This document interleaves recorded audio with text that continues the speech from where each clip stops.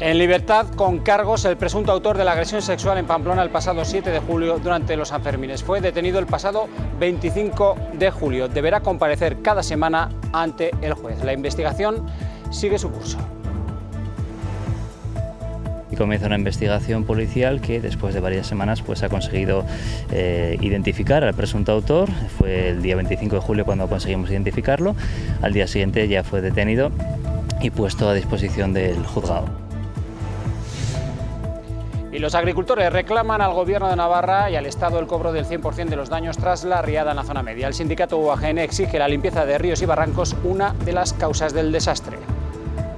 El deficiente estado de los ríos navarros, el deficiente estado de los barrancos, no hay más que darse una vuelta de aquí hasta Olleta para ver cómo están los barrancos llenos de vegetación.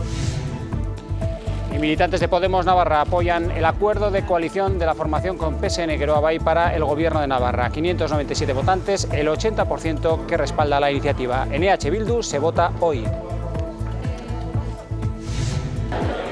Entre tanto, la navarrana Beltrán, vicesecretaria de Organización del Partido Popular. Pablo Casado reestructura los cargos internos. Cayetana Álvarez de Toledo será portavoz en el Congreso y Javier Maroto en el Senado.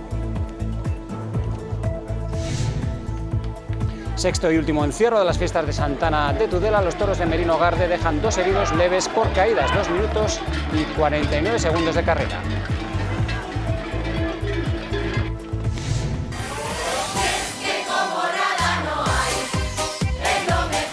Bueno, pues este vídeo se está haciendo viral en las redes sociales. Son vecinos de la localidad que promocionan sus fiestas, así como ven, y parece que con mucho éxito.